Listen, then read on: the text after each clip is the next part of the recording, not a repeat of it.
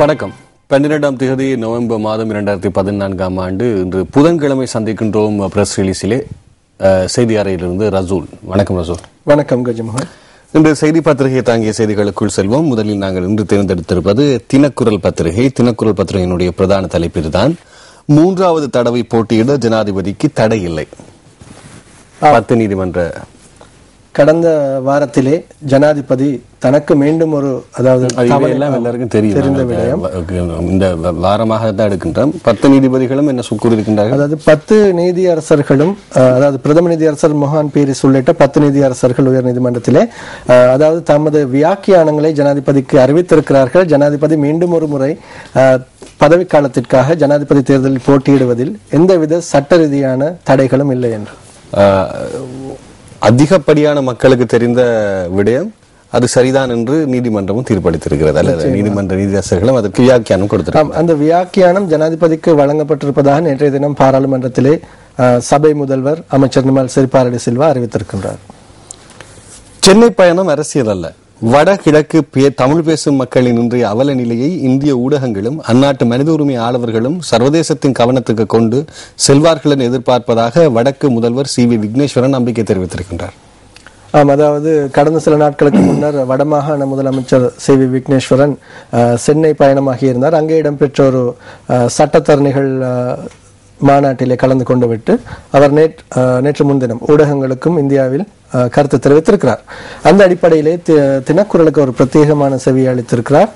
அதாவது இலங்கையின் இறுதிக்கட்ட யுத்தத்திற்கு இந்தியா முழு ஒத்துழைப்பு வழங்கியதாக அரசாங்க தரப்பினாலேயே தெரிவிக்கப்பட்டதாகவும், அந்த இனப்பிரச்சினைக்கு காரணமான யுத்தம் நிறைவடைந்தாலும் இனப்பிரச்சினையை தீர்ப்பதற்கு இந்தியாவின் பங்களிப்பு அத்தியாவசியம் என்பதை அவர் சுட்டிக்காட்டியிருக்கிறார்.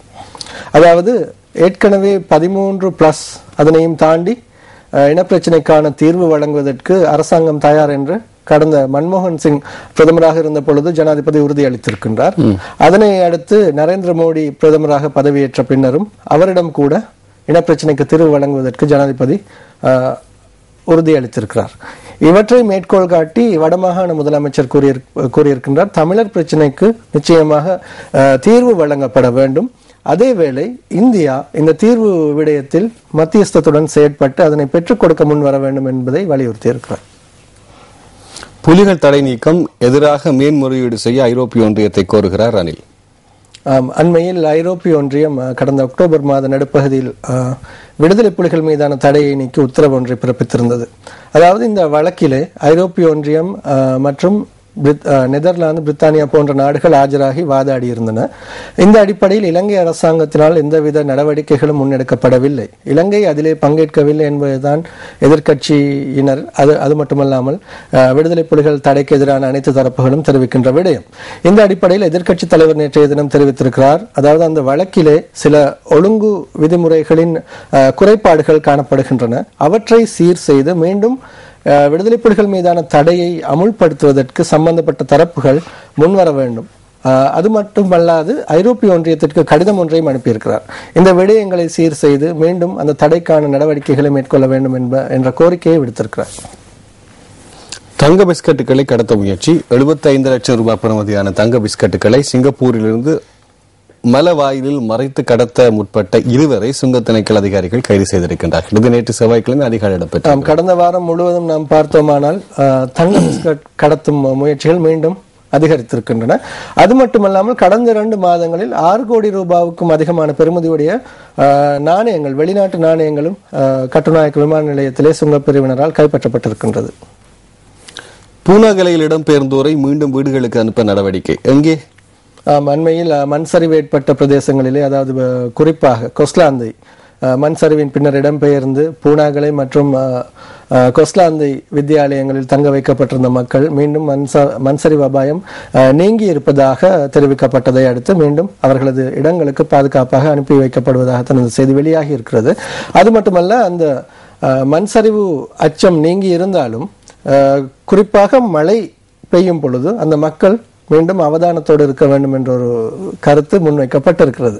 இது என்ன, இது எனக்கு விளங்கல, என்ன சொல்றாங்க? அதான் அந்த மக்களுக்கான நிரந்தர வீடுகள் அமைத்து கொடுக்க ஒரு பக்கம் நடவடிக்கை எடுக்கப்படுகின்றது. அது விடுங்கள் மறுபுறம் இப்போது அவர்களை மீண்டும் உங்கள் வீடுகளே தங்கலாம்னு சொல்லுகிறாங்க. அதாவது மழை பெஞ்சா அபாயம் இருக்குன்னா அபாய பிரதேசம் தான். நிச்சயமாக ஏற்கனவே 10 மாவட்டங்கள் மண்சரிவு அபாய வலயங்களாக பிரகடனப்படுத்தப்பட்டிருக்கின்றது. அதிலும் கொஸ்லாந்தை பிரதேசத்திலே நிலவிய சீரற்ற காலநிலை அண்மையிலே கோரமான ஒரு விளைவை ஏற்படுத்தி இருந்ததை நாம் நினைக்கிறேன். இந்த முடிவில் இருக்கக்கூடிய நடுநிலைமைத்தன்மை அல்லது முடிவில் இருக்கக்கூடிய ஸ்திரத்தன்மை ஒரு பெரிய ஒரு சந்தேகமா இருக்கிறது. மீண்டும் அந்த மக்கள் நாளை மழை பெய்துன்னா என்ன செய்வீங்க? மீண்டும் ஒரு அச்சுறுத்தலான ஒரு நிலைக்குத்தான் அந்த மக்கள் தள்ளப்பட்டிருக்கிறார்கள். ஆகவே இது ஒரு முடிவில்லை என்றுதான் கூற முடியும் இல்லையா? நிச்சயமா. அதாவது இன்று வீடுகளுக்கு செல்கின்றவர்கள் நாளை திடீரென்று ஒரு மழை பெய்தால், பலத்த மழை பெய்தால் மீண்டும் அதே அபாயத்தை எதிர்நோக்க வேண்டி ஏற்படும். மலையகத்தில் மழை ஓய்ந்தது, பனி மூடியது. மலையகத்தில் மழை ஓய்ந்த பின்னர் பனிமூட்டம் ஆரம்பமாகியுள்ளது. மலையகத்தில் பெய்து வந்த மழை கடந்த 2 நாட்களாக ஓய்ந்த பின்னர் கடும் பனிப்பொழிவும் பனிமூட்டமும் ஏற்பட்டு வருவதால் அன்றாடம் தொழில் செய்வோரும் தோட்ட தொழிலாளர்கள் மாத்திரமன்றி பாடசாலை செல்லும் மாணவர்களும் வெகுவாக பாதிக்கப்பட்டிருக்கிறார்கள். மலையகத்தில் மாத்திரமல்ல, பனிப்பிட்டியில் கூட பனி மூடிதான் இருக்கு. நிச்சயமாக கொழும்பில் கூட அதிகாலை வேளையில் பனிமூட்டம் காணப்படுகின்றது. நேற்றிரவும் கடும் மழை பெய்தது. எனவே சீரற்ற காலநிலை தொடர்ந்தும் நிலவிக் கொண்டுதான் இருக்கின்றது. தலைமத்துவத்தை தெரிவு செய்தல். உலகில் உள்ள சகல நாடுகளுமே பொதுவான நோக்கங்களை முன்னெடுப்பதற்கு அவற்றை ஒன்றுபடுத்தும் அமைப்பாக விளங்கும் ஐக்கிய நாடுகள் அமைப்பின் தலைமை பதவியான செயலாளர் நாயகத்தை தெரிவு செய்யும் போது ரகசிய பேர பேச்சுக்களை ஐக்கிய நாடுகள் கைவிட வேண்டும் என்றும், தலைமை பதவிக்கு வேறொருவரை நியமிக்கும் நடவடிக்கைகள் நேர்மையாகவும் வெளிப்படைத்தன்மை கொண்டதாகவும் இருப்பதை உறுதிப்படுத்த வேண்டும் என்றும் அரசு சார்பற்ற தொண்டர் நிறுவனங்களின் கூட்டணியும் ஐக்கிய நாடுகள் சங்கங்களின் அந்த அமைப்பின் முன்னாள் அதிகாரிகளையும் வலியுறுத்தியிருப்பது 193 நாடுகளை உறுப்பினர்கள் கொண்ட சுமார் 7 தசாப்த வரலாற்றை கொண்டதுமான அந்த அமைப்பு தொடர்பான நம்பகத்தன்மைக்கு விடுக்கப்பட்டிருக்கும் பாரிய சவாலாக தோன்றுகின்றது என்ற கேள்வி இருக்கிறது.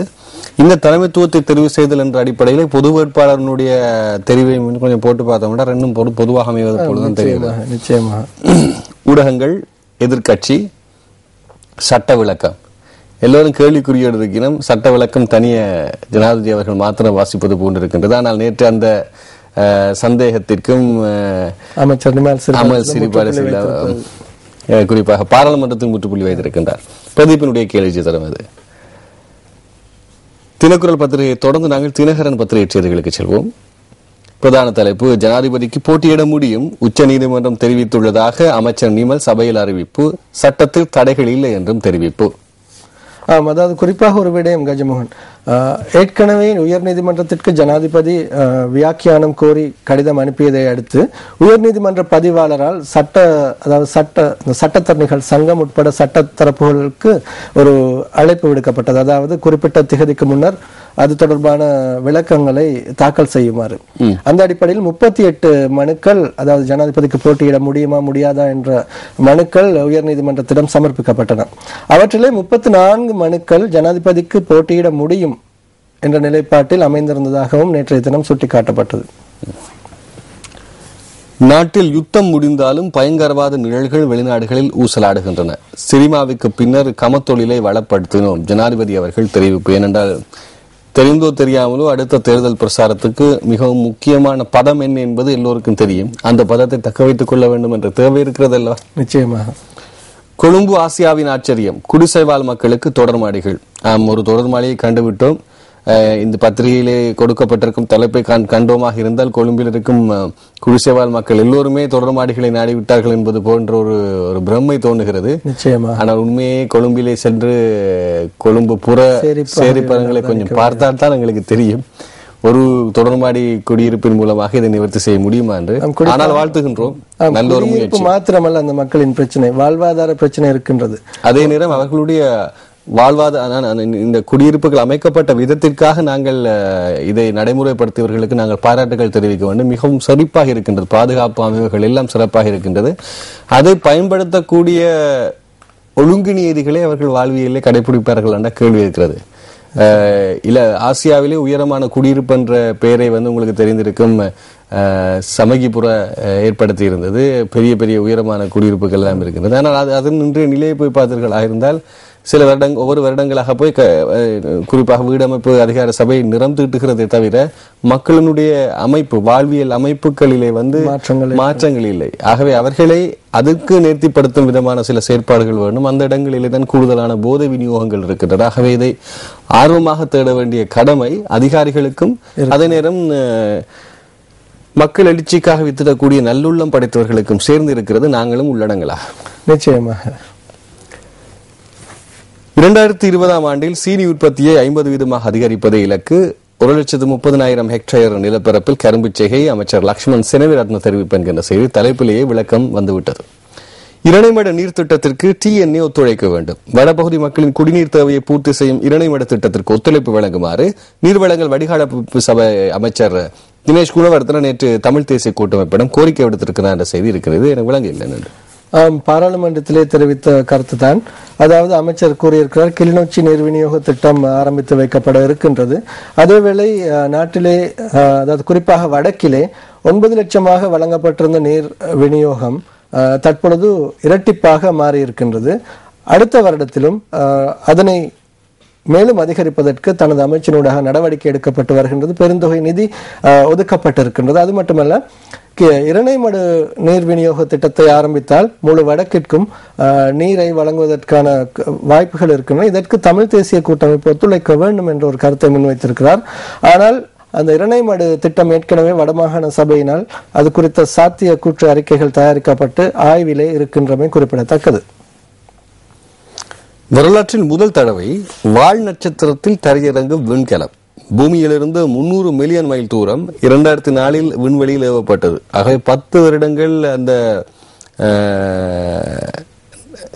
விண்கலம் சென்றுதான் வால் நட்சத்திரத்தை கண்டு அங்கே இருக்கின்றது. ஆகவே இந்த குறிப்பாக அறிவியல் எவ்வளவு தூரம் வளர்ச்சி அடைந்திருக்கிறது என்பதற்கு இது ஒரு நல்ல ஒரு உதாரணமாக இருக்கு. இதன் மூலமாக பூமியை தாக்கக்கூடிய அபாயங்கள், விண்கலங்கள் இருக்கக்கூடிய செயற்கூறுகள், அதை அமைவு போக்கை மாற்றக்கூடிய அமைப்புகள் அல்லது செயற்கை மூலமாக வரக்கூடிய வால் நட்சத்திரங்களை தவிர்க்க முடியுமா என்கின்ற பல செயற்பாடுகளை நாங்கள் எதிர்பார்க்கின்றோம் இனிவரும் காலங்களில். கடந்த காலங்களில் கூட செயலிழந்த அந்த செய்மதிகள் பூமியை நோக்கி வந்திருந்த சந்தர்ப்பங்களும் இருக்கின்றன. அவற்றால் நன்மைகள் பல இருக்கின்ற போதிலும் ஏற்படக்கூடிய தீமைகளையும் தடுப்பதற்கு அறிவியல் பயன்படுத்தப்பட வேண்டும். மீன்பிடித்துறையின் கேந்திர நிலையம் வடமாகாணம். வடக்கு மீனவர்கள் பெற்ற கடனில் கால் பங்கை அரசாங்கமே செலுத்துகிறது. மீன் உற்பத்தி அதிகரிப்பு, கருவாட்டு இறக்குமதி வீழ்ச்சி. புரியவில்லை எனக்கு இது. அமைச்சர் ராஜித சேனாரத்ன பாராளுமன்றத்திலே நேற்றைய தினம் உரையாற்றியிருந்தார். அதன் பொழுது குறிப்பாக வடக்கிலே தாம் செல்வதற்கு எந்தவித தடையும் தனக்கு ஏற்படுவதில்லை. தாம் தொடர்ந்து வடமாகாண சபையோடு குறிப்பாக வடமாகாண கடற்றொழில் அமைச்சரோடு அமைச்சர் தன்னோடு இணைந்து செயற்படுகின்றார். அது மட்டுமல்லாமல் ஏனைய அதிகாரிகள், ஏனைய மக்கள் பிரதிநிதிகள் தம்மோடு ஒரு தோழமையுடன் கடமையாற்றுவதாகத்தான் குறிப்பிட்டிருக்கிறார். அதாவது எந்த விதமான சிக்கல்களையும் தமது அண்மைய யாழ்ப்பாணத்தை அதாவது வடக்கு விஜயத்தின் பொழுது தாம் எதிர்நோக்கவில்லை என்று கூறியிருக்கிறார். குறிப்பாக வடக்கிலே கடற்றொழில் நடவடிக்கைகளில் அவர்களுக்கான அந்த நடவடிக்கைகளையும் செயற்பாடுகளையும் சுயமாக முன்னெடுப்பதற்கான அந்த வாய்ப்பை வடமாகாண கடற்றொழில் அமைச்சருக்கு தாம் வழங்கி இருப்பதாகவும் அதுபோன்றே ஏனைய மாகாணங்களுக்கும் தாம் இணைந்து செயற்படுவதாகவும் அவர்களுக்கான அந்த அதிகார பகிர்வுகளை வழங்கி இருப்பதாகவும் சுட்டிக்காட்டியிருக்கிறார். அதாவது இந்த அதிகார பகிர்வு விடயம் வெறும் பேச்சளவில் மாத்திரம் அல்லாது செயற்பாட்டு அளவில் இருந்தால்தான் அந்த நல்லிணக்கம் ஏற்படும் என்பதை சுட்டிக்காட்டியிருக்கிறார். பொது வேட்பாளர் தெரிவில் முடிவு காண முடியாத குழப்பம். தினகரனுடைய ஆசிரியர் தலையங்கம் இங்கே இருக்கின்றது. இவை இன்றைய தினம் தினகரன் பத்திரிகைகள் கொண்டு வந்த செய்தியாக இருக்கின்ற பத்திரிகைகளில் வந்த தலைப்புகளாக இருக்கின்றன. அடுத்து நாங்கள் இன்று வெளியாக இருக்கக்கூடிய சுடரொளியினுடைய செய்திகளுக்கு செல்லலாம். சுடரொளியினுடைய பிரதான தலைப்பும் 3வது முறையாகவும் மஹிந்த போட்டியிட முடியும், சட்ட சிக்கல் எதுவும் கிடையாது, உயர்நீதிமன்றம் வியாக்கியானம். அடுத்த செய்திக்கு வருவோம். இலங்கை தொடர்பான உசைனின் நிலைப்பாட்டுக்கு பான் கி மூன் ஆதரவு. ஆகவே இது வெறுமனே மனித உரிமைகள் ஆணையாளர்களுடைய கருத்து மாத்திரமன்றி 193 நாடுகளை பிரதிநிதித்துவப்படுத்தக்கூடிய பொது அமைப்பான ஐக்கிய நாடுகளினுடைய பொதுச் செயலாளர்களுடைய கருத்தாகவும் வந்துவிட்டது. அதாவது எந்த சந்தர்ப்பத்திலே இந்த கருத்து வெளிவந்திருக்கின்றது என்பதை நாம் பார்க்க வேண்டும். குறிப்பாக சில நாட்களுக்கு முன்னர் அதாவது ஐக்கிய நாடுகளின் மனித உரிமைகள் ஆணையாளர் அதாவது சர்வதேச விசாரணை இலங்கை மீது மேற்கொள்ளப்பட்டு வருகின்ற நிலையில் அதற்கான ஒத்துழைப்பை இலங்கை முழுமையாக வழங்கவில்லை. அதாவது அந்த ஐநா சர்வதேச விசாரணைகளுக்கு இலங்கை தடை ஏற்படுத்துவதாக சுட்டிக்காட்டியிருந்தார். அது மட்டுமல்ல, அவரது அந்த அறிக்கையிலே கடும் வார்த்தை பிரயோகங்கள் இலங்கை மீது பிரயோகிக்கப்பட்டிருக்கின்றன. இதற்கு பதிலடியாக ஜெனீவாவிற்கான தமது பிரதிநிதியூடாக இலங்கை பதிலளித்திருந்தது. அதுவும் காரசாரமாகத்தான் அமைந்திருந்தது. அதாவது இலங்கையிலே அந்த சாட்சி விசாரணைகளுக்கு ஆதாரங்களை சமர்ப்பிப்பவர்களுக்கு இலங்கை அரசாங்கம் தடை ஏற்படுத்துவதாகவும் அவர்களுக்கு அந்த வாய்ப்பு அளிக்கப்படுவதில்லை என்றும் அவர்கள் கைது செய்யப்படுவதாகவும் மனித உரிமைகள் ஆணையாளர் சுட்டிக்காட்டியிருந்தார். இதனை அடுத்து இலங்கை அரசாங்கம் அந்த எதிர்ப்பை வெளிக்காட்டியிருந்தது. அதுவும் காரசாரமான எதிர்ப்பு. இதனை அடுத்துதான் செயலாளர் நாயகம் பான் கி மூன் தனது கருத்தை வெளியிட்டிருக்கிறார். அதாவது இலங்கை இந்த விடயத்திலே ஒத்துழைப்போடு செயற்பட வேண்டும் என்று மீண்டும் வலியுறுத்தியிருக்கிறார். ஜனாதிபதி தேர்தலில் ஆதரவு வழங்க மஹிந்தவுக்கு கூட்டமைப்பு நிபந்தனை, விஞ்ஞாபனத்தில் தமிழர்களுக்கு தீர்வு முன்வைக்கப்பட வேண்டும் என்ற செய்தி இருக்கின்றது. விஞ்ஞாபனத்தில் தீர்வுக்கு முன்வைத்து விட்டு இப்போது விஞ்ஞாபனத்தில் போடப்பட்ட அனைத்து தீர்வுகளும் நிறைவேற்றப்பட்டிருக்கின்றனவா? இதற்கு முன்னர் விஞ்ஞாபனத்தில் தெரிவித்த ஏற்கனவே ஒரு விஞ்ஞாபனம் வெளியிடப்பட்டது. அதனை அடுத்து 2010 ஜனாதிபதி தேர்தலில் மற்றொரு விஞ்ஞாபனம் வெளியிடப்பட்டது. அதன் மேலதிகமாகத்தான் இணைத்துக் கொள்ளப்பட்டது. எல்லாமே நிறைவேற்றப்படைந்து விட்டது. அரசாங்கத்தை பொறுத்தவரையில் இந்த இனப்பிரச்சனை உட்பட மேலும் சில விடயங்களை தவிர அநேகமான இனப்பிரச்சனையும் தீர்வு அடைந்து விட்டது. இனப்பிரச்சனைக்கு இதுவரை தீர்வு வழங்கப்படவில்லை என்றுதான் கூற வேண்டும். இல்ல, அரசாங்கத்தை பொறுத்த மட்டும் இனப்பிரச்சனைக்கும் தீர்வு வழங்கப்பட்டது. அரசாங்கம் தெரிவிக்கின்றது தீர்வு வழங்குகின்றோம், நீங்கள் எங்களோடு இணைந்து செயற்படுங்கள். அண்மையில் அமைச்சர் பசில் ராஜபக்ச கூட தமிழ் தேசிய கூட்டமைப்பிற்கு அழைப்பு விடுத்திருந்தார். அதாவது நீங்கள் எங்களோட ஒத்துழைப்போடு செயற்படுங்கள், சர்வதேசத்திலும் அதாவது உள்நாட்டிலும் உங்களது ஆதரவு எமக்கு இல்லை, நீங்கள் எமக்கு ஆதரவு வழங்குங்கள். இந்த தலைப்பு யோசிக்க வேண்டிய தலைப்பு. அதான் அந்த அழைப்பை அடுத்து தமிழ் தேசிய கூட்டமைப்பு அதை குறித்து அவதானம் செலுத்துவதாக கூறியிருக்கின்ற அதே வேளைதான் தமிழ் தேசிய கூட்டமைப்பின் பாராளுமன்ற உறுப்பினர் பொன் செல்வராசா கூறியிருக்கிறார். அதாவது எமக்கு இனப்பிரச்சனைக்கு தீர்வு வழங்குவதாக உங்கள் விஞ்ஞாபனத்தில் நீங்கள் உறுதியளியுங்கள், நாங்கள் ஆதரவு தருவது குறித்து அதைத்தான் நான் கேட்டேன். இதற்கு முன்னர் வந்த ஜனாதிபதி தேர்தல்களிலே, பல ஜனாதிபதி தேர்தல்களிலே நான் எமது ஜனாதிபதி மாண்புமிகு மஹிந்த ராஜபக்ச அவர்கள் சொன்ன விஞ்ஞாபனம் மாத்திரமல்ல, இதற்கு முன்னர் வந்த விஞ்ஞாபனத்திலும் இனப்பிரச்சனையுடைய தீர்வு என்பதுதான் முக்கிய புள்ளியாக முதலிலே தெரிவிக்கப்படும். ஆனால் அது நிறைவேற்றப்பட்டதாக இல்லை. ஆக எந்த நிபந்தனை, எந்த நம்பிக்கையிலே இந்த நிபந்தனைகளை விடுப்பார்கள்?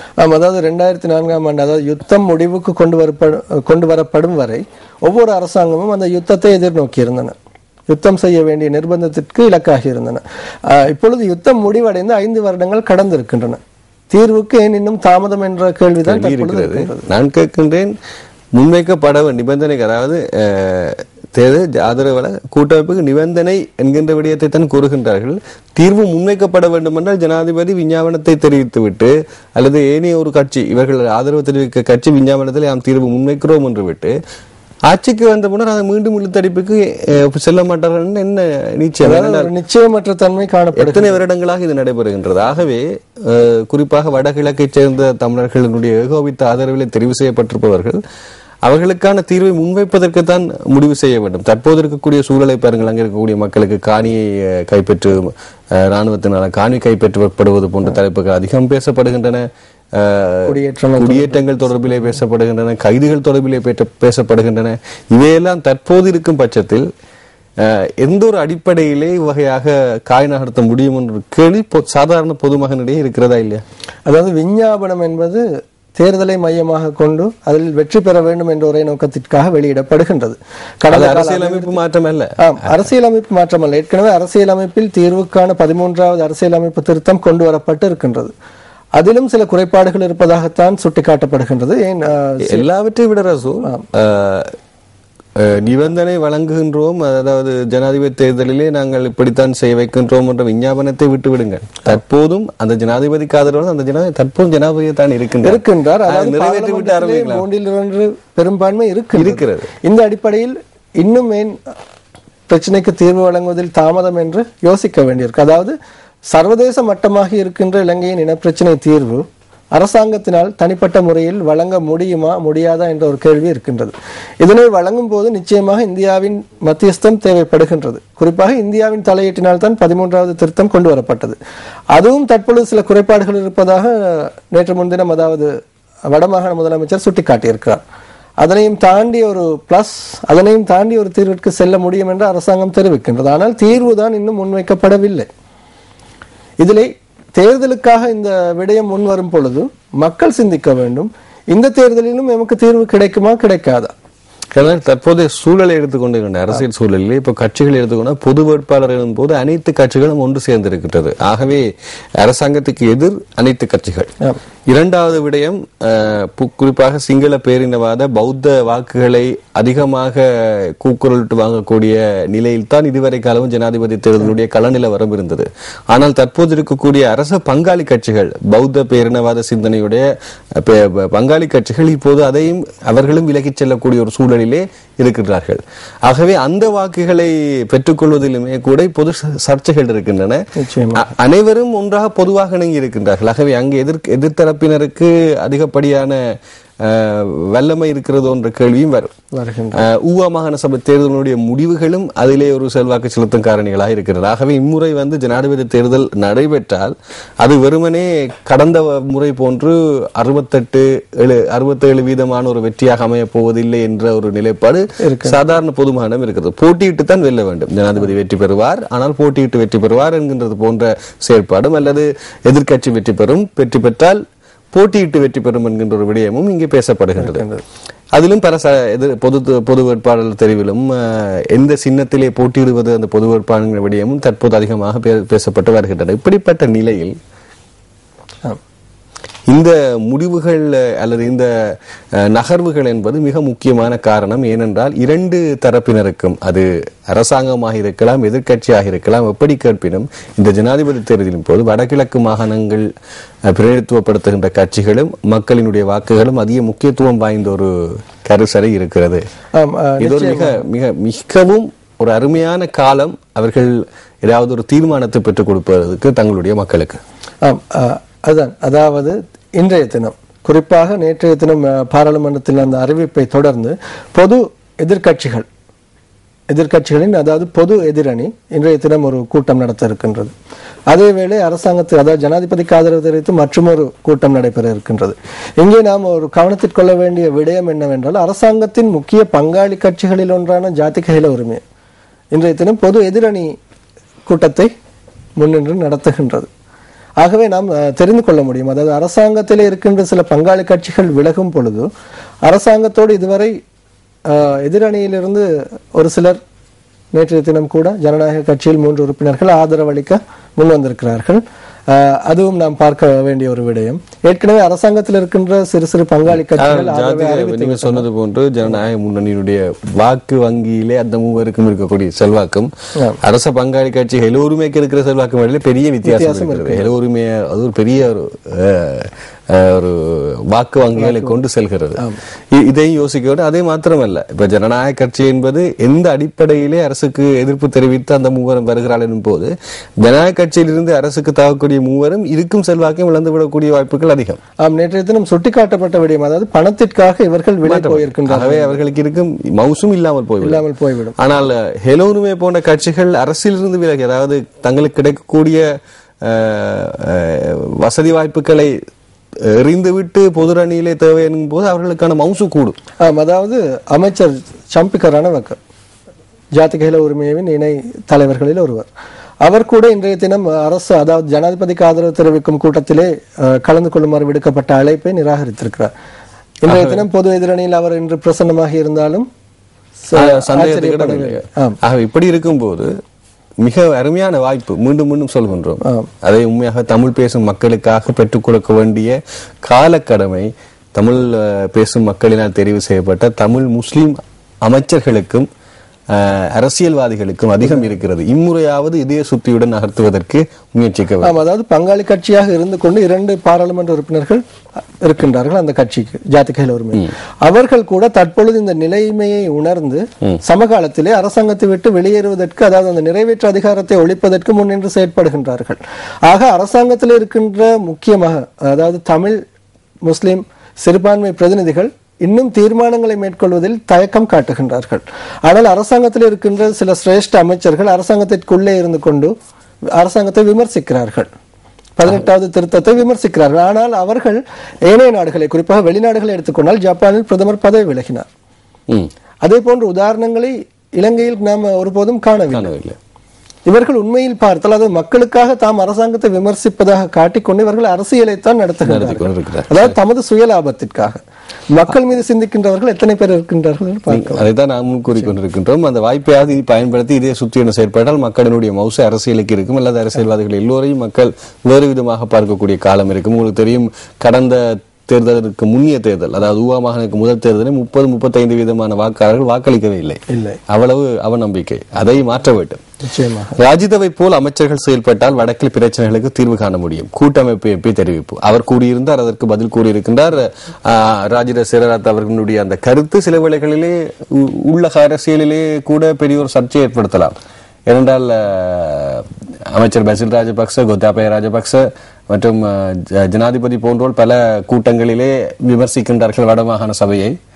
ஆனால் இங்கே அமைச்சர் ராஜித சேரரத்ன வடமாகாண சபையில் இணைந்து செயற்படலாம் என்கின்ற ஒரு கருத்தை முன்வைத்தார். அதிகார பகிர்வு விடயத்தில் அவர் உதாரணத்தை காட்டுவதாக தெரிகிறது. ஆகவே அதுவும் ஒரு சர்ச்சையாக மாறலாம். பதிவு செய்து கொள்ளுங்கள், பின்னாளில் புரியும். இலங்கை படையினருக்கான 80% பயிற்சிகளை இந்தியாவை வழங்குகிறது. ராணுவ தளபதி ரத்நாயக தெரிவிப்பு என்கிற செய்தி இருக்கின்றது. ஆகவே தமிழகத்திலே எண்ணத்திற்குத்தான் கூச்சல் எடுக்கின்றார்கள், எதற்கு போராட்டம் நடத்துகிறார்கள் என்ற விவஸ்தை இல்லாத அளவுக்கு இருக்கின்றது. எதை நடப்பினும் நடைபெறுவது நடந்து கொண்டேதான் இருக்கிறது. நிர்வாக ரீதியான செயற்பாடுகள் நடந்து கொண்டுதான். ஈழக்கனவை நனவாக்க தமிழகத்தை வளைத்து போடும் முயற்சியில் விக்கி குணதாச குற்றச்சாட்டு என்கிற செய்தி இங்கே பிரசுரமாக இருக்கிறது. அவர் தனது பங்களிப்பை தொடர்ந்து இப்படி நடைபெறும் போது கூறுவது வளமை. நாங்கள் இதை ஒரு நகைச்சுவையான ஒரு தலைப்பாக தான் நான் பார்க்கின்றேன். ஏனென்றால் தமிழகத்தில் இருக்கக்கூடிய முதலமைச்சருக்கே எவ்வளவு செல்வாக்கு இந்தியாவில் இருக்கிறது என்பது அண்மை காலத்தில் புரியக்கூடும். தற்போது இருக்கும் முதலமைச்சர் எப்படி செயற்படுகிறார் என்பதையும் நீங்கள் பார்க்கக்கூடியதாக இருக்கும். அவருக்கே பேரம் பேசக்கூடிய நாதி இல்லை. குறிப்பாக மத்திய அமைச்சர் இருக்கக்கூடிய தமிழகத்தில் அதிகப்படியாக வாக்குகள் புறக்கணிக்கப்பட்ட ஒரு வகையான அரசியல் தலைவர் என்று சொல்லக்கூடிய சுப்பிரமணியன் சுவாமி தான் தற்போது இந்தியாவுக்கும் இலங்கைக்குமான ஒரு பாலமாக பல கருத்துக்களை முன்வைத்திருக்கின்றார். ஒரு ஹீரோவாக திகழ்கின்றார். ஆகவே அவர் உண்மையில் பார்த்தீர்கள், தமிழகத்தில் அவருக்கு எதிராக பெரிய எதிர்ப்பு இருக்கின்றது. அப்படிப்பட்டவர் இப்படியான செயல்பாடு இருக்கின்றார். ஆகவே அதற்கும் இவர் கூறும் இந்த முயற்சிக்கும் இவர் தலைப்புக்கும் என்ன சம்பந்தம் எனக்கு தெரியவே இல்லை. இருப்பினும் நாங்கள் அதை கூறிவிடுகிறோம். இந்தியாவில் உள்ள ஈழ அகதிகள் தாயகம் திரும்ப வேண்டும், ஆசிரியர் தலையங்கம். இது ஒரு குறிப்பாக வடமாகாண முதலமைச்சர் இந்தியாவிலே சென்று சொல்லக்கூடிய ஒரு அறிக்கையாக இருந்தது. அதன் பின்னர் காரசாரமாக குறிப்பாக தமிழ் இளைஞர்களும் தமிழ் கட்சி பிணைத்துக் கொள்ளக்கூடிய அரசியல் சிந்தனையாளர்களும் புத்திஜீவிகளும் கூட சமூக வலைத்தளங்களிலும் பத்திரிகைகளிலும் இணையதளங்களிலும் அதிகப்படியான வாக்குகளை விடுகிறார்கள். அங்கு குறிப்பாக ஒரு நிறுவனம் ஒரு கருத்து கணிப்பை மேற்கொண்டது.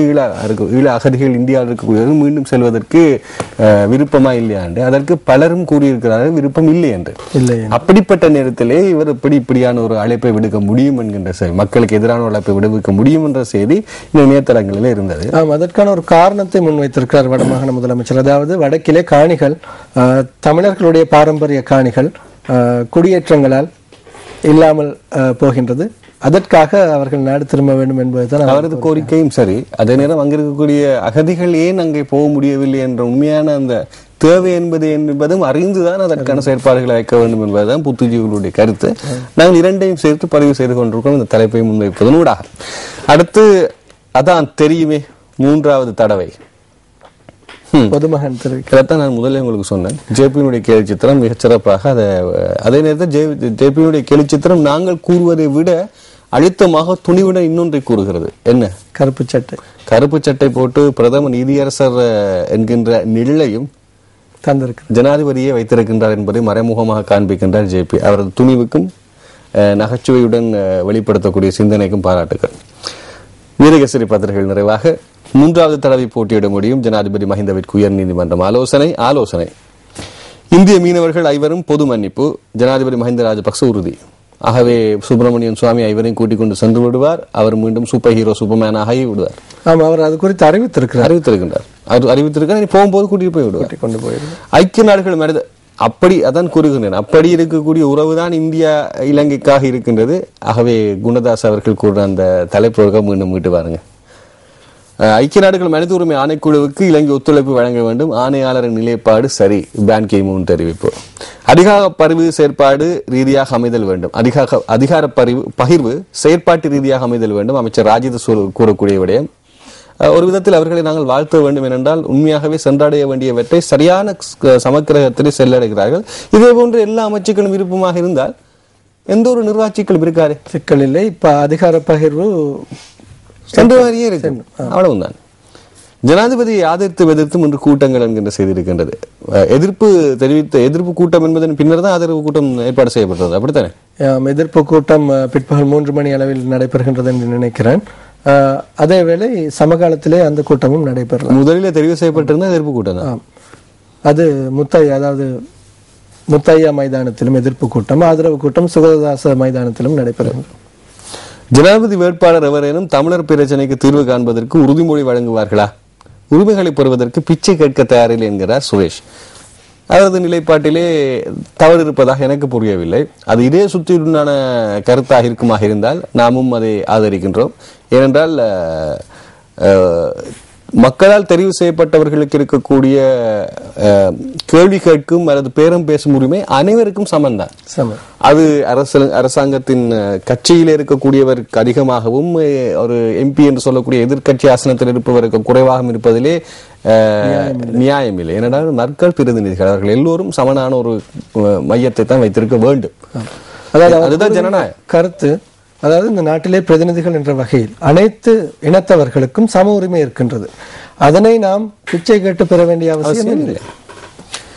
பசிலின் அழைப்பினை ஆழமாக கவனத்தில் எடுப்போம். சம்பந்தன் அவர்கள் தெரிவிப்பு. அவர் அதை செய்துவிட்டு அவர் அதிகமான தியானத்தில் இருக்கின்றார். முகம் சிரித்த வண்ணம் இருக்கின்றது. கனியுடைய கேடு சித்திரம் பல விடயங்களை பறைசாற்றுகிறது. வடமாகாண முதலமைச்சரின் இந்திய தலையீட்டுக்கான அழைப்பு என்கின்ற செய்தி இருக்கின்றது.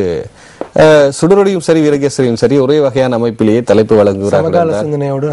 சமகால சிந்தனையா அல்லது சமகால சிந்தனத்தில் இருக்கக்கூடிய விடயங்கள் சம்பந்தமான விடயமா என்ற விடயமும் இருக்கிறது. குறிப்பாக சமகால விடயங்கள், அதாவது இருக்கின்ற பிரச்சனைகள், அதாவது மேற்கொள்ள வேண்டிய தீர்வுகள் குறித்து ஆழமாக ஆராயப்பட்டிருக்கின்றது. ஜனாதிபதிக்கு தடை இல்லை. 3வது தடையை போட்டியிட யாழ் தினக்குரல் இப்படி தலைப்பு வழங்கியிருக்கிறது. முருகண்டியில் டிப்பர் மோதி பெண் பலி என்கின்ற செய்தி இருக்கிறது. இந்த புகைப்படமும் கவலைக்கிடமாக இருக்கிறது. பார்க்கும்போது இது முருகண்டி பகுதியில் இடம்பெற்ற செய்தியாக இருக்கின்றன. அதாவது A9 விதியை கடக்க முற்பட்ட போதுதான் அது ஆடை தொழிற்சாலைக்கு சென்ற யுவதிகள் சிலர் தான் இந்த சம்பவத்தை எதிர்நோக்கி இருக்கிறார்கள். டிப்பர் வாகனம் அதாவது மோதிவிட்டு அந்த கழுத்திலே அதன் டயர் ஏறி இருக்கின்றது. அதனை நிறுத்திவிட்டு சாரதி தப்பி சென்று விட்டார். எப்படிப்பட்ட சாரதி? சுன்னாக மின்சார நிலையத்தை மூடுமாறு நேற்று வழக்கு தாக்கல். இந்த மின் நிலையத்திலிருந்து வெளியேறுகின்ற கழிவு திரவங்கள் காரணமாகத்தான் ஏழாலை பகுதி மக்கள் வழக்கு தாக்கல் செய்திருக்கிறார்கள். மின்சார நிலைய விவகாரம் யாழில் நேற்று விசேட கூட்டம் என்கின்ற செய்தி இங்கே பிரசுரமாக இருக்கின்றது. தலைமைத்துவ பயிற்சியில் 7 அடி சுவரில் இருந்து குறித்த மாணவி காயம். தலைமைத்துவ பயிற்சியின் போது பல்கலைக்கழக மாணவி ஒருவர் படுகாயமடைந்து அன்றார்புரம் வைத்தியசாலையில் சிகிச்சை பெற்று வருவதாக அனைத்து பல்கலைக்கழக மாணவர் ஒன்றியம் தெரிவித்துள்ளது. ராணுவ முகாமில் சுவர் அளவிடும் பயிற்சி இடம்பெற்ற போது இந்த மன 7 அடி கொண்ட உயர சுவரின் மீது இந்த குதித்த போது விழுந்துதான் அவருக்கு இப்படி பாதிப்பு ஏற்பட்டிருக்கின்றது. யாழ்ப்பாண பல்கலைக்கழகத்தின் மொத்தம் 30வது பட்டமளிப்பு விழாவின் 2வது அமர்வு நேற்று இடம்பெற்ற போது எடுக்கப்பட்ட படம். தமிழர்களின் அவல நிலை சர்வதேச கவனத்திற்கு செல்லும். சென்னை பயணம் அரசியல் அல்ல. வடமாகாண முதலமைச்சர் சி வி விக்னேஸ்வரன் அவர்கள் கூறிய கருத்து. நிறைவாக மெட்ரோவினுடைய தலைப்புகள். டேகம தோட்டத்திலிருந்து பாரிய தீ, 22 குடியிருப்புகள் நாசம். நேற்று நாங்கள் அதிகம் பேசியிருந்தோம். இவர்களுக்கு தேவையான குறிப்பாக நாங்கள் இந்த நிவாரணங்கள் பற்றி பேசுகிறோம். இவர்களுக்கும் நிவாரணங்களை நாங்கள் யோசிக்க வேண்டியிருக்கிறது. நிச்சயமாக அவர்களுக்கான அமைவிடங்களை அமைத்துக் கொடுக்க வேண்டிய கடமைக்கு நாங்கள் அதிகாரிகளை இட்டு செல்ல வேண்டிய அழுத்தமும் கொடுக்க வேண்டி இருக்கிறது. நேற்றைய தினம் நியூஸ் ஃபர்ஸ்டிலே நாம் செய்திகளை வெளியிட்டிருந்த பொழுது இந்த தொடர்பான, அதாவது ஏற்கனவே மலையகத்திலே பல பகுதிகளில் லயன்கள் தீயினால் எரிந்து நாசமாக இருக்கின்றன. அவற்றுக்கு இதுவரை தீர்வு கிடைக்காதவர்கள் எம்மோடு தொடர்பு கொள்ளுமாறு நேற்றைய தினம் ஒரு தொலைபேசி இலக்கத்தையும் நாம் வழங்கியிருந்தோம். இனிமேல் பார்க்கலாம். அதாவது அந்த மக்களுக்கு இதுவரை தொலைபேசி இலக்கத்தை உங்களுக்கு தெரியுமா? நேற்றைய தினம் வெளியிடப்பட்டிருந்த எமது இணையதளத்திலே அந்த இணையதளத்தில் இருக்கின்றது, சென்று பார்க்கலாம். அதன் மூலமாக அறிவிக்கலாம் இல்லையா? நிச்சயமாக. திடீரென நோயுற்ற மாணவி மரணம். இது கெக்கிராவ போலீஸ் பிரிவுக்கு உட்பட்ட தீப பட்டுவேவ மகாவித்தியாலயத்தில் 8ஆம் தரத்தில் கல்வி பயிலும் மாணவி ஒருவர் திடீரென நோய்வாய்ப்பட்டு வைத்தியசாலை அனுமதிக்கப்பட்ட பின்னர் நேற்று முன்தினம் உயிரிழந்திருக்கின்றார் என்ற கவலைக்கிடமான செய்தியும். மாலக்க சில்வாவின் பிணை மனு நிராகரிப்பு 17ஆம் திகதி வரை மீண்டும் விளக்கமறியலில். மாலக்க சில்வா இதற்கு முன்னர் இப்படி பல தடவைகள் இன்னொருவருடைய பெண்ணை அல்லது இன்னொருவருக்கு சொந்தமான பெண்ணை பல தடவைகள் தாக்க முற்பட்ட போது தாக்கப்பட்ட பல சண்டைகள் இடம்பெற்றிருக்கின்றன. அதிக அளவில் அதாவது சர்ச்சைகளில் மாட்டிக்கொள்கின்ற ஒரு அமைச்சரின் மகன் அப்படி இருக்கின்றன. ஆனால் இவ்வளவு காலமும் அவர் கைது செய்யப்பட்டால் உடனடியாக வெளிவந்த செய்திகள் தான் இருக்கிறது. இம்முறை மாத்திரம் தொடர்ந்து மனு நிராகரிக்கப்படுவதற்கு காரணம் அவர் வெளிநாட்டு பிரச்சனை இருந்தனால. நிச்சயமாக. ஆகவே இந்த முடிவுடன் நாங்கள் இன்றைய பிரஸ் ரிலீஸை நிறைவுக்கு கொண்டு வருகின்றோம். தொடர்ந்து நீங்கள் குட் மார்னிங் ஸ்ரீலங்காவுடன் இணைந்திருக்கலாம். நன்றி ரசூல். நன்றி கஜ்முகன். நன்றி நேயர்களே, வணக்கம்.